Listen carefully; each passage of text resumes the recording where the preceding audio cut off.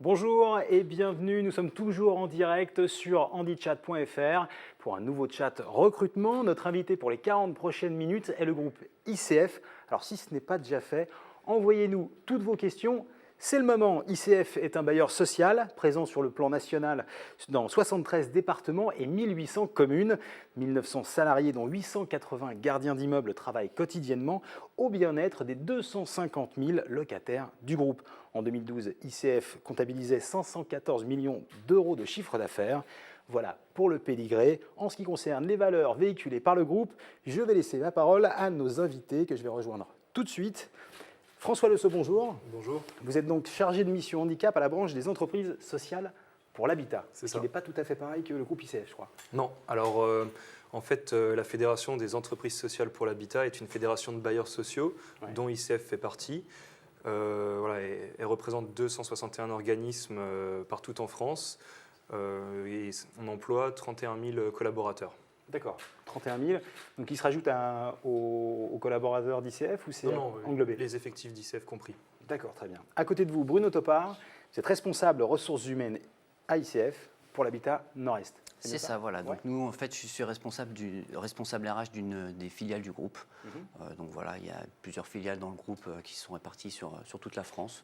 Donc voilà, moi je suis sur la filiale Nord-Est et je représente le groupe pour le coup sur la partie RH ce soir. Qui comprend à peu près combien de départements? Alors sur les départements, c'est vraiment très éclaté sur toute la France. Si on prend par exemple l'exemple de Nord-Est, on s'étend de Dunkerque à Belfort pour vous donner un ordre d'idée. Donc voilà, après ça va dépendre de la filiale. Et nos 1900 salariés en fait sur tout le groupe sont répartis sur toute la France. Ok. Olivier Sicard, à côté de vous, Bonsoir. responsable du centre de relations clients, Ouais. c'est-à-dire? Alors, le centre relations clients pour 3 bailleurs du groupe, ICF Habitat Nord-Est, La Sablière et récemment ICF Habitat Novedis. Le centre relations clients en fait, traite les appels entrants, les réclamations sur un premier niveau de réponse. Voilà. Très bien. Alors, première question peut-être pour Bruno. Vous faites preuve d'un réel engagement depuis un certain temps en ce qui concerne l'emploi pour les personnes en situation de handicap. Les chiffres l'attestent. Vous êtes au-delà des 6% et vous avez doublé ce pourcentage en 3 ans à peu près. Voilà, c'est vrai qu'on a constaté à un certain moment qu'on n'était pas forcément les meilleurs sur ce domaine-là. Donc c'est vrai qu'on a fait beaucoup d'efforts en matière de recrutement et de maintien dans l'emploi des personnes en situation de handicap.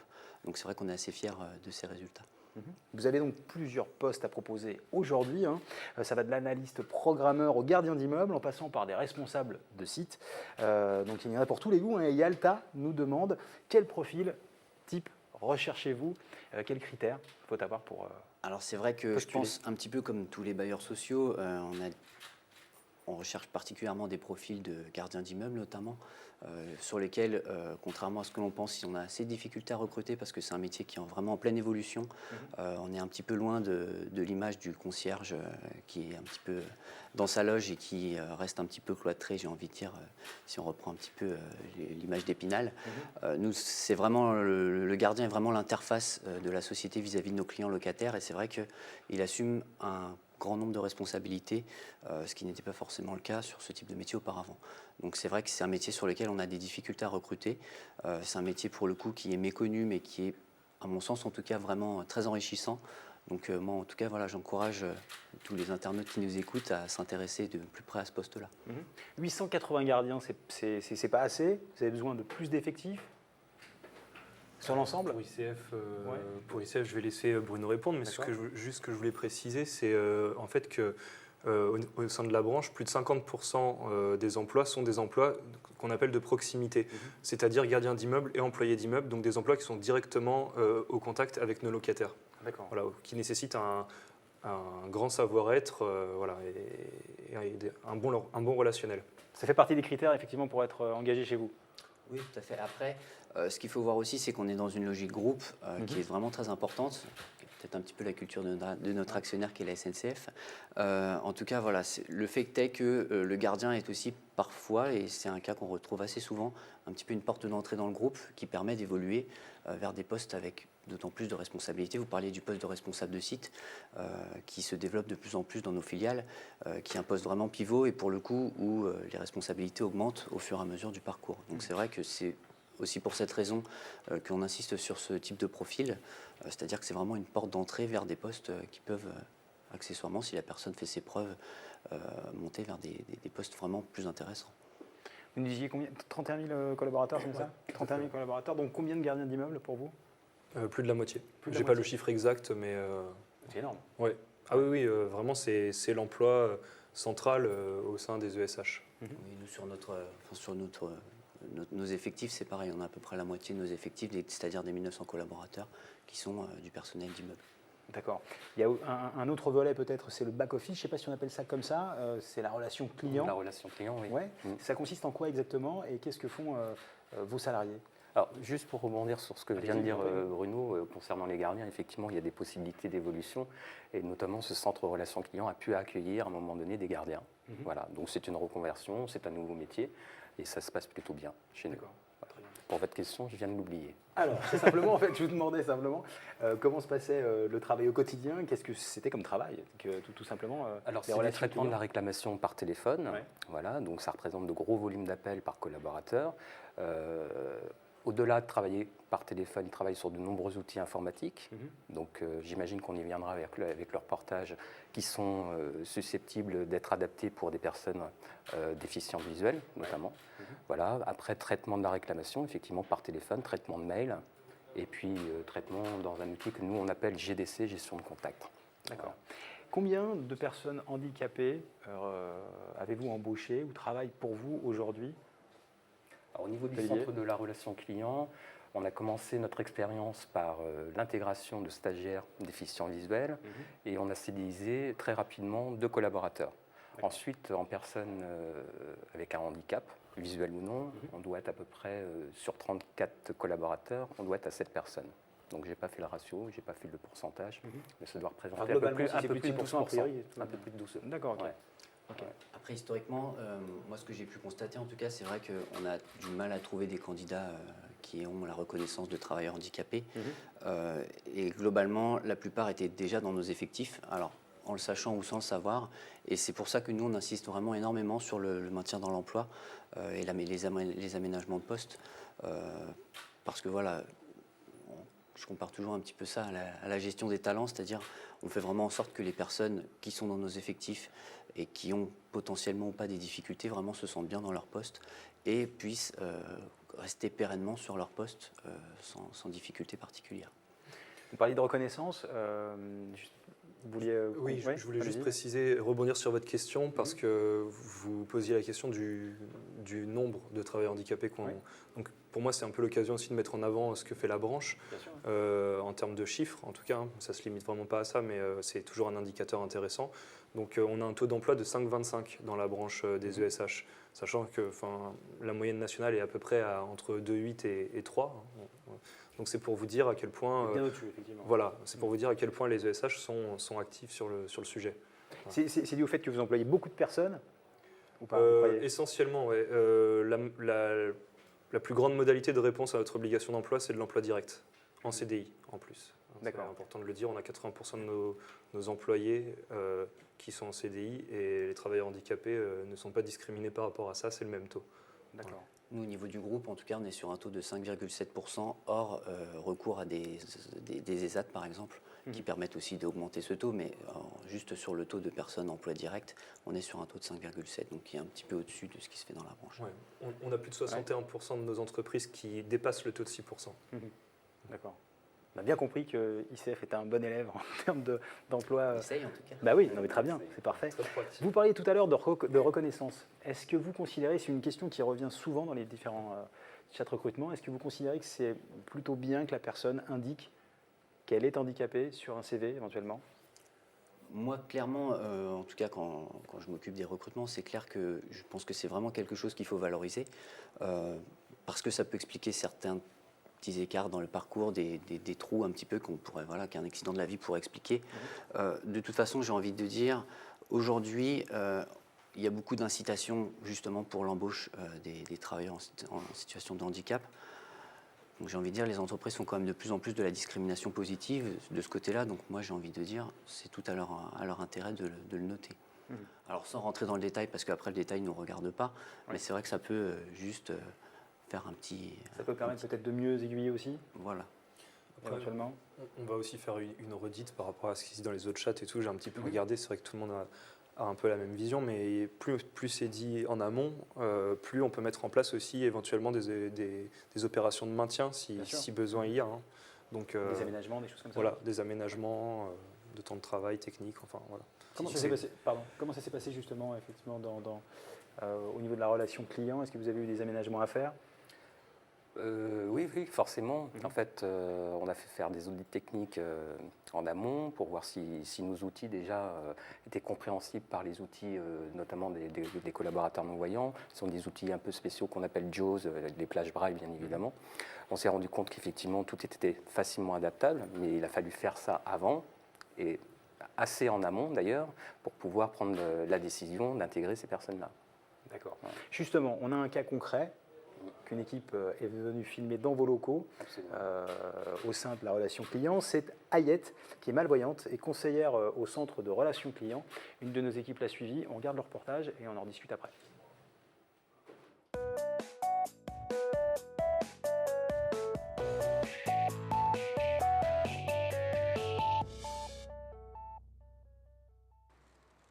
Depuis 4 ans, Ayette Louaille est conseillère au centre relation client d'ICF Habitat. Dans cet open space à taille humaine, dans le 13e arrondissement de Paris, Ayette et ses 33 collègues reçoivent par téléphone les doléances des 57 000 locataires du réseau.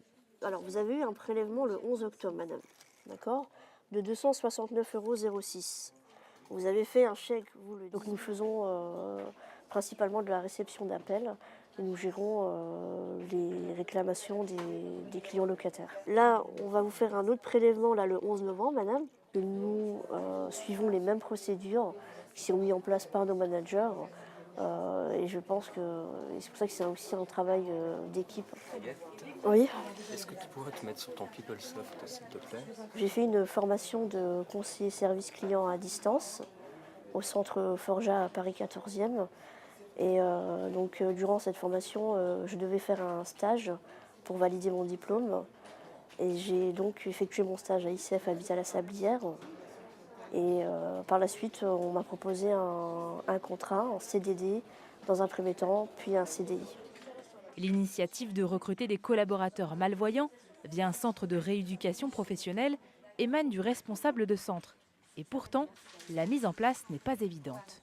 La démarche de départ, effectivement, était d'intégrer des personnes en situation de handicap, notamment le handicap visuel. Ça a généré forcément beaucoup d'interrogations, des inquiétudes, qui ont été très très vite surmontées finalement, avec l'arrivée des équipes d'audit technique, qui ont pu prouver très rapidement que tout était réalisable. L'entreprise m'a pris en stage. L'entreprise n'avait pas le matériel pour pouvoir aménager le poste. Donc c'est le centre de formation qui a prêté le matériel jusqu'à que l'entreprise puisse acquérir le matériel, donc faire un dossier de financement auprès de la GFIP. Aucune dépense n'a donc été engagée par l'entreprise pour acquérir le matériel nécessaire à l'aménagement du poste de travail. Parmi ces équipements, une plage braille, un scanner ou le système vocal JAWS. Social urbain d'ICF Habitat La Sablière lance un appel à projet auprès des locataires et des associations. Le principe sont associations clients. Un siège adapté à sa petite corpulence est venu compléter le dispositif. Tout est fait pour répondre dans les meilleures conditions aux 300 000 appels qui arrivent chaque année au centre. Il vous reste 106,85 €. Alors Ayette, elle se montre très professionnelle, elle est exigeante envers elle-même, elle est assidue, elle est autonome. Pour ceux qui voient une différence, nous on ne la voit pas. Voilà. Donc ça se fait vraiment tout naturellement. Aujourd'hui, Ayette fait partie des meilleurs collaborateurs de service, il faut quand même le dire. Extrêmement rapide au niveau de la saisie, très performante au niveau du traitement des appels. Donc le bilan est forcément positif. L'expérience est tellement concluante que le centre se fixe à présent un nouvel objectif, démarcher les collaborateurs avec un handicap auditif.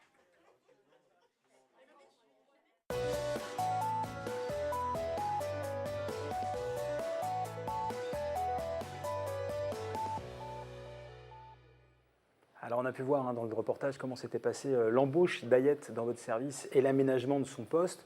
Je crois que Bruno, vous avez une anecdote à ce sujet, ce qui s'est passé chez vous en fait. Pardon, oui, non, moi je prends toujours l'exemple un petit peu de ma filiale.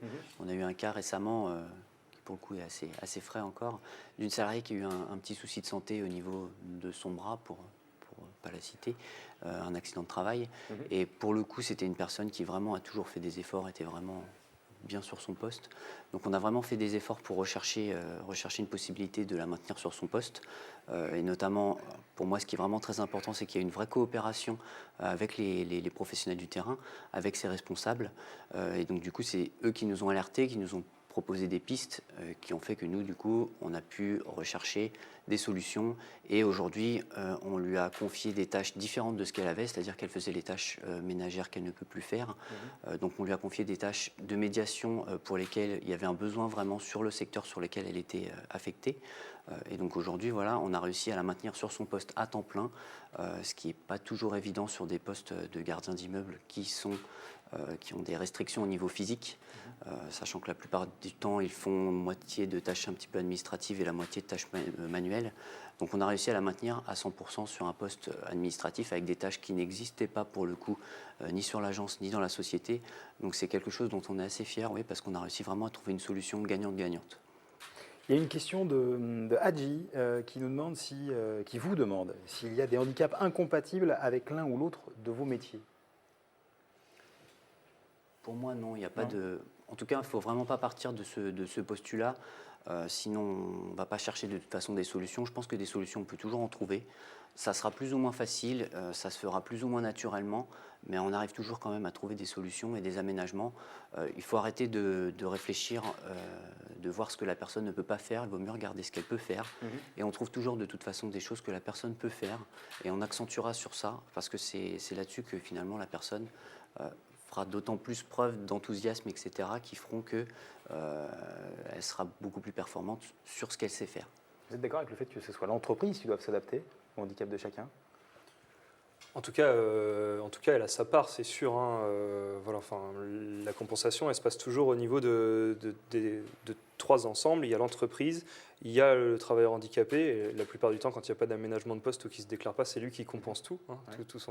Et puis, il y a le collectif de travail. Donc, de toute façon, la compensation, l'idéal, c'est qu'elle soit répartie de façon optimale entre les trois. Ça, c'est un fait. Ensuite, moi, je suis d'accord avec Bruno. Enfin, il faut vraiment... En plus, on a bien vu dans le reportage, il y a quand même des choses très techniques maintenant qui se font. En plus, il y a vraiment une situation particulière pour chacun. Il y a énormément de recours, donc c'est très difficile de se prononcer comme ça. Il faut vraiment s'interdire, comme le disait Bruno, de se dire, bon, cette personne, on ne peut pas l'embaucher parce que il y a une infinité de solutions dont on n'a peut-être pas la connaissance en plus. Donc il faut au moins se donner la peine de chercher, d'adapter.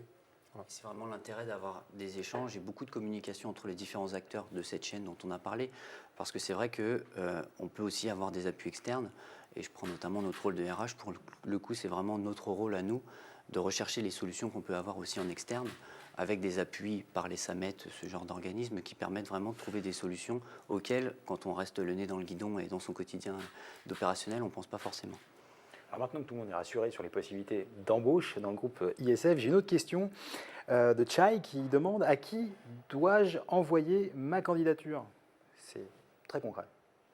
Alors nous, clairement, je pense un petit peu comme la plupart des entreprises aujourd'hui, on fonctionne beaucoup avec le site internet, qui permet de vraiment recenser toutes nos offres. Donc toutes les offres du groupe sont sur la même adresse, donc sur le site www.icfhabitat.fr.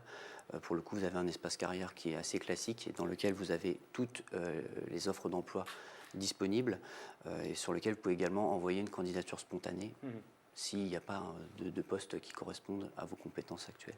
D'accord. Est-ce qu'il y a des événements particuliers au recrutement ?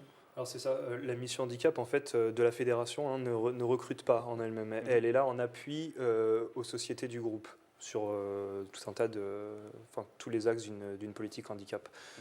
Par contre, du coup, justement sur l'axe recrutement, on fait des actions significatives. Donc c'est pour moi l'occasion de parler d'un forum qu'on vient de réaliser dans le cadre de la semaine pour l'emploi. C'était un peu l'occasion de marquer le coup, mais c'était juste avant, c'était le 14 novembre. Donc on a fait un forum avec une quarantaine de candidats qui avaient été présélectionnés en amont par emploi.com je sais qu'il ne faut pas citer de marque, mais C'est fait, ouais, tant pis. voilà, qui nous ont présélectionné 40 candidats sur des postes en fait, qu'on leur avait donné des fiches de poste en amont. Donc le but, c'était vraiment que le recrutement soit effectif, hein, c'est-à-dire qu'il y ait des profils qui correspondent aux attentes des entreprises. Donc évidemment, j'avais demandé avant aussi aux entreprises quels étaient les profils qui les intéressaient. Et du coup, voilà, il y avait 7 entreprises ce jour-là, il y avait 17 recruteurs, et donc tout ce petit monde s'est rencontré dans un ESAT. Ouais. Et voilà, et je pense qu'on n'a pas encore les retours définitifs parce que c'est encore assez frais, mais je pense que tout le monde était vraiment content. Il y a eu beaucoup de rendez-vous pris pour une seconde rencontre. Voilà, ça a été, voilà, j'insiste sur le fait que vraiment, c'était une façon d'arriver à des recrutements effectifs en se faisant se rencontrer une offre de travail et une réelle demande, quoi. Alors, à part ce type de forum, justement, comment se passe un entretien éventuellement, notamment chez vous? Une manière tout à fait classique. Ouais. C'est-à-dire que, enfin, quand je recrute, effectivement, déjà le handicap, moi, je ne le vois pas. Donc, c'est un entretien, oui, tout ce qui est de plus classique. Il n'y a pas de test d'aptitude, de choses comme ça? Si, bien sûr, oui. Ouais. Oui, effectivement. De toute façon, si le candidat n'est pas compétent, je ne le prends pas. C'est-à-dire que je ne fais pas de différence. Je ne fais pas de discrimination, justement, Ouais. dans ce sens-là. Donc, il y a des tests d'aptitude, et puis en fonction du candidat, ça marche, ça ne marche pas. Vous employez en ce moment même? Oui. Ouais. Oui. Cherchez Régulièrement. combien de personnes? Combien Quel poste j'ai pas. Non, en ce moment même, non, je ne recherche pas. Par contre, tout au long de l'année, oui, assez régulièrement. Donc, il faut effectivement, comme le disait Bruno, régulièrement aller sur notre site internet. On recrute, oui, tout au long de l'année. Donc, il y a des offres. Il faut être Vous curieux, disiez, il faut aller voir. De toute façon, pour nous, tous les postes sont susceptibles d'être occupés par une personne en situation de handicap. Donc, tous les postes, potentiellement, sont susceptibles d'accueillir ce type de candidat. Donc, de toute façon, il ne faut pas hésiter à postuler sur ces postes-là. On ne fera pas forcément de discrimination positive, négative. On prend les candidats tous tels qu'ils sont. Et alors, on fera un focus peut-être un petit peu plus particulier si on va un petit peu plus loin, notamment en termes d'aménagement de poste. Mais en tout cas, sur le principe, tous les postes sont ouverts, donc il ne faut pas hésiter à postuler sur tous les postes. D'accord, très bien. Je vous propose qu'on passe aux préjugés. Parce que les préjugés, on l'a dans le dur, on le sait tous. Notre carton rouge est là pour le prouver. On regarde tout de suite ce petit reportage et on en discute après. On va rebondir là-dessus.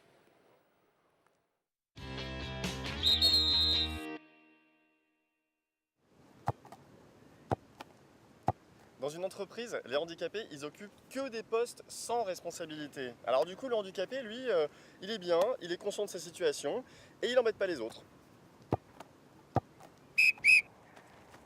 Moi, je trouve ça très bien de donner du travail aux handicapés, mais il faut leur donner des emplois faciles à faire. Bah oui, pour pas qu'ils se fatiguent de trop.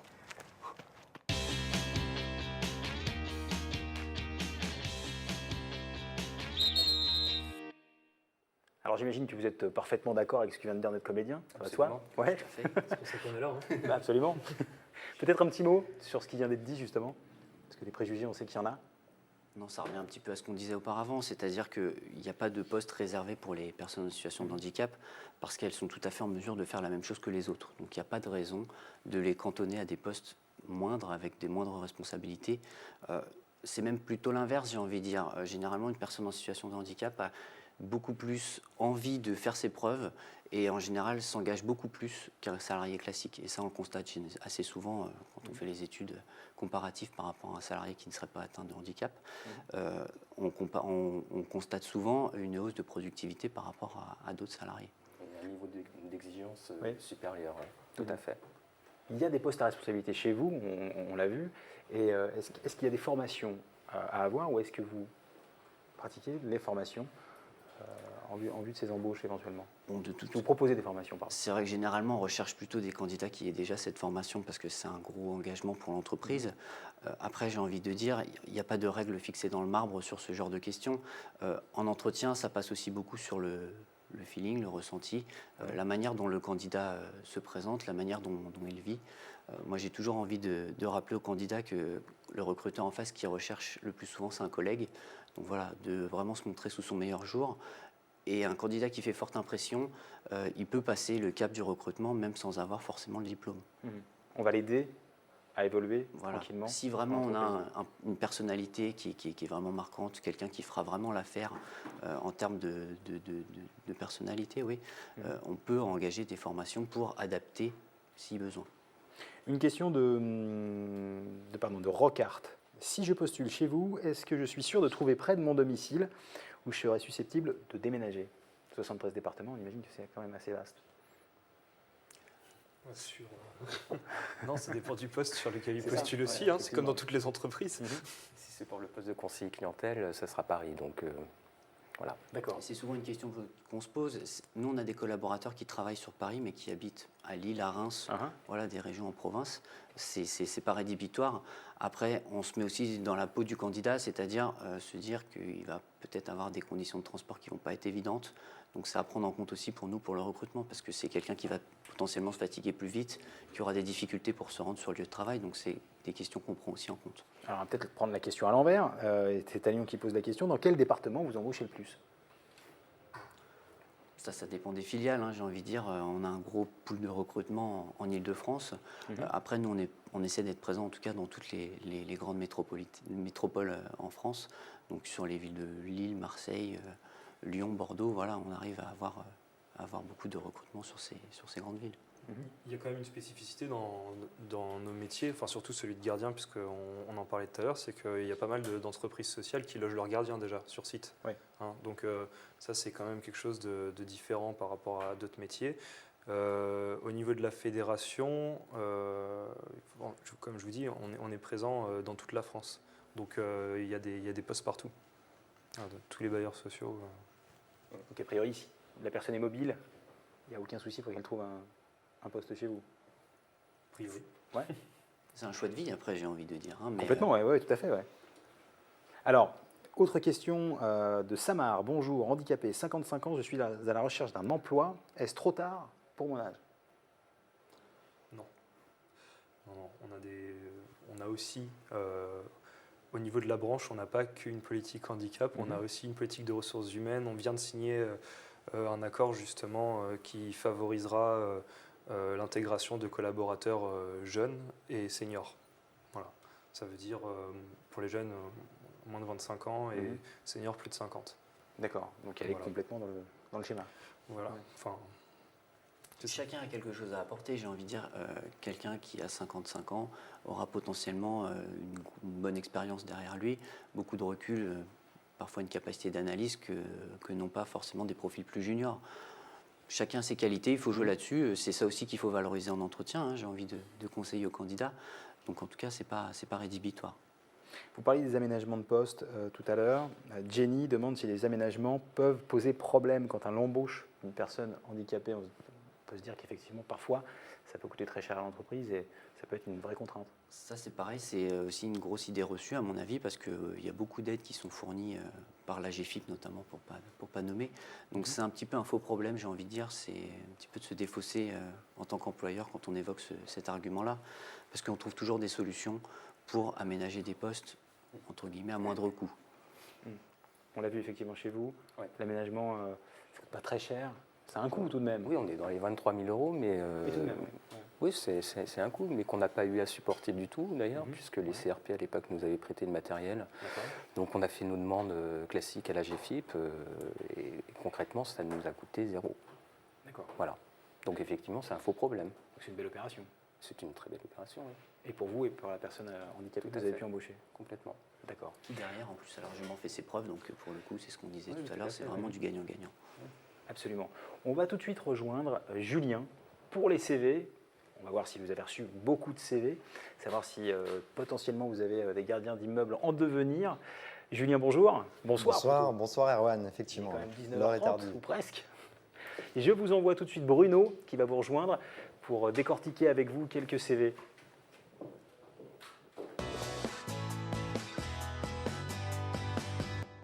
Bonsoir. Alors effectivement, nous avons reçu plusieurs dizaines de candidatures sur le site handychat.fr depuis qu'il est en ligne début novembre. Et parmi ces CV, alors beaucoup de candidatures très différentes. Parmi ces CV, nous en avons sorti 2 que nous avons sous les yeux. On peut commencer par celui de Mohamed à votre gauche, qui est technicien, enfin son projet technicien en gestion immobilière. Il a un parcours assez varié. Il a été dans le juridique, puis agent de sécurité, et maintenant il est au service d'un syndic de copropriété. Beaucoup de cartes à jouer dans ce CV. C'est sûr, et on arrive du coup à ressortir plusieurs qualités différentes, ce qui est toujours intéressant dans ce type de profil. Alors donc, Mohamed qui a fait pour le coup un CV qui ne plaît pas toujours aux recruteurs. Alors, moi, ce que je pense, hein, C'est coloré, mais c'est un peu. il n'y a pas forcément de carré. CV idéal, Parfait. parce qu'il y a autant de CV idéaux que de recruteurs.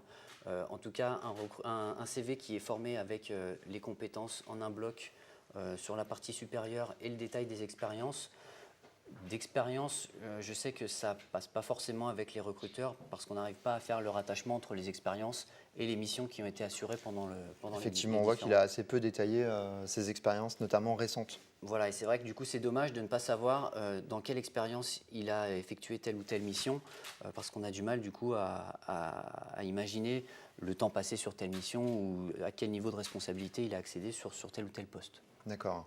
Alors, il a quand même suivi quelques conseils qu'on a pu donner dans ses pastilles et dans les émissions en lien avec Pôle emploi. C'est-à-dire qu'il a plutôt mis ses expériences sous forme de durée et pas forcément sous forme de date, ce qui est plus parlant directement pour le recruteur. Oui, c'est sûr, on arrive tout de suite à voir le temps passé. C'est vrai que c'est dommage d'essayer de masquer des périodes qui peuvent être courtes de cette manière-là, parce qu'on arrive toujours à le voir en entretien derrière. Donc, il vaut mieux être franc, il vaut mieux ne pas laisser de mauvaises surprises au recruteur, parce que c'est le meilleur moyen finalement de lui donner une mauvaise impression. Bon, en tout cas, c'est quelqu'un qui pourrait tout à fait vous intéresser, oui. Ok. On passe rapidement au second CV, c'est le CV de Thierry. Thierry a une longue expérience d'employé manutentionnaire et puis des expériences plus récentes en espace vert et exploitation. Qu'est-ce qui vous a intéressé ? Sur ce CV, ce qui pourrait m'embêter un petit peu, c'est que finalement, on ne voit pas trop le poste que recherche ce candidat. Il y a juste le détail finalement de ses expériences, donc ce qui est un petit peu embêtant parce que il n'a tout simplement pas indiqué effectivement de poste visé. Voilà, même quand on postule en candidature spontanée, on peut essayer de mettre un poste sur lequel on aimerait postuler, même si ce n'est pas un poste qui est forcément disponible dans l'entreprise. Ça permet en tout cas de connaître un petit peu les affinités de la personne, de savoir ce qui l'intéresse, de savoir comment elle se projette en tant que professionnel. Je rebondis un petit peu aussi sur ce CV-là. Sur le coup, il y a beaucoup de détails finalement qui ne concernent pas forcément l'employeur. Donc voilà, la vie familiale, j'ai envie de dire, c'est quand même facultatif. C'est quelque chose qui peut que péjorer le candidat.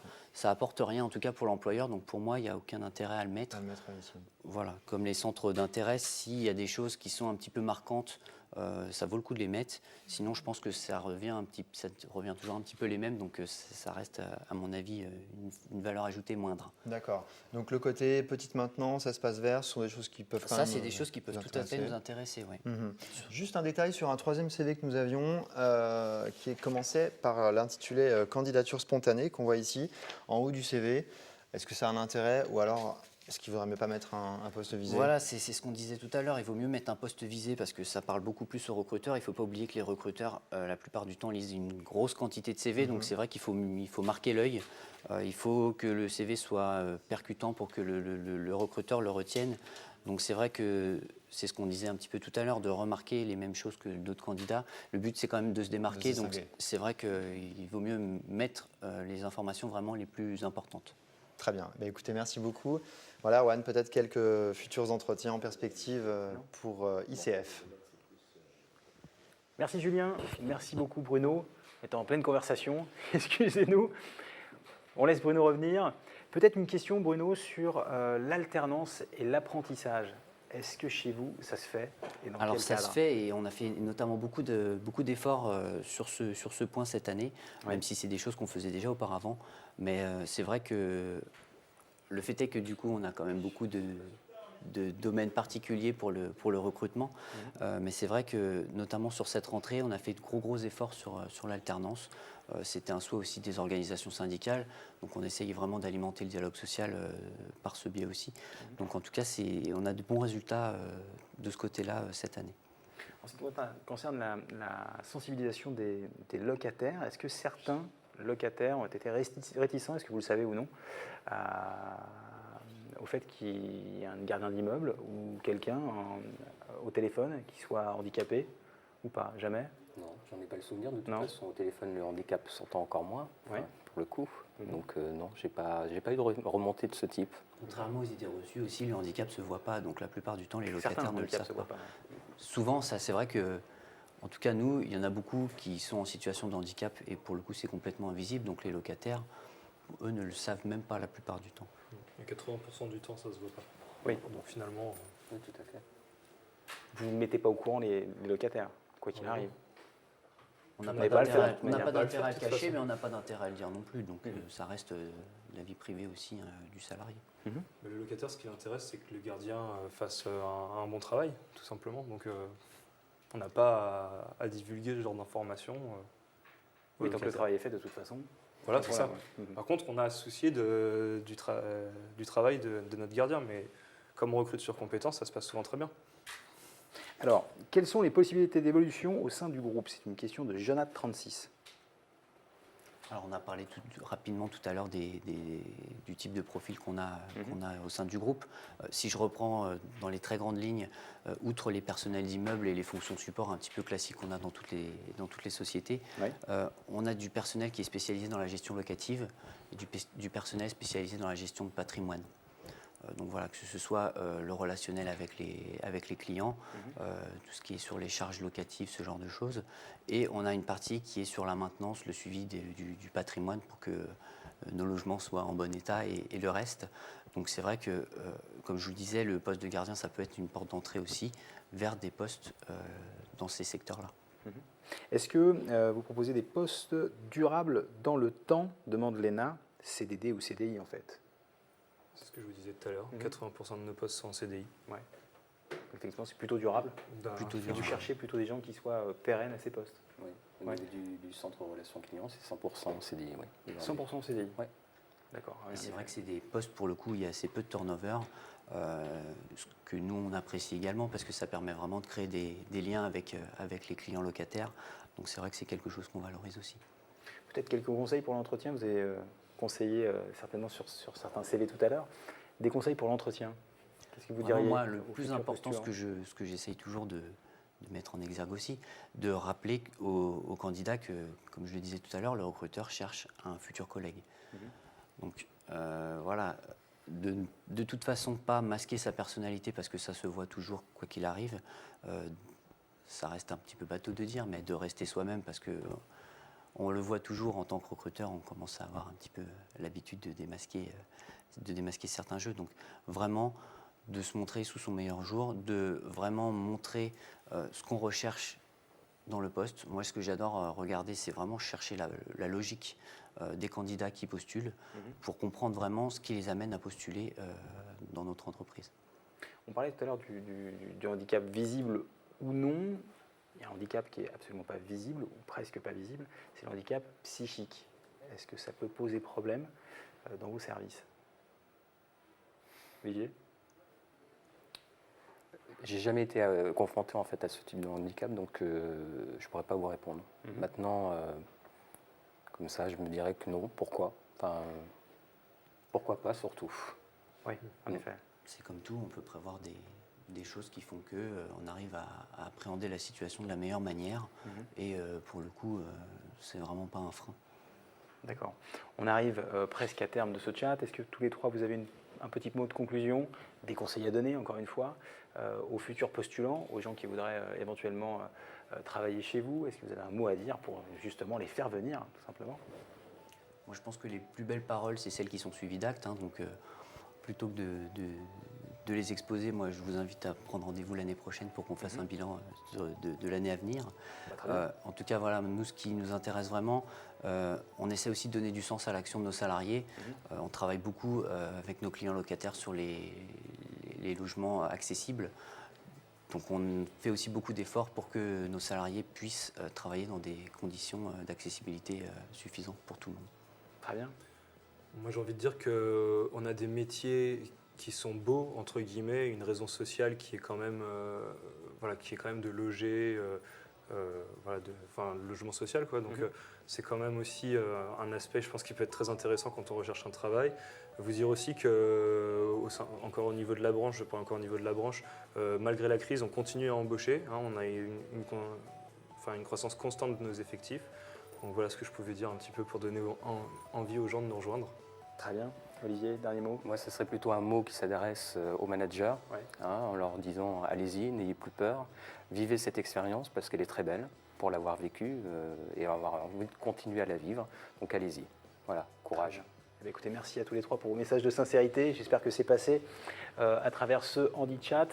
C'est terminé pour ce soir. C'était le dernier HandiChat de la journée. Ça reprend demain à 9h avec HandiChat, l'émission. Il ne me reste plus qu'à vous souhaiter une bonne soirée, une bonne nuit et à demain.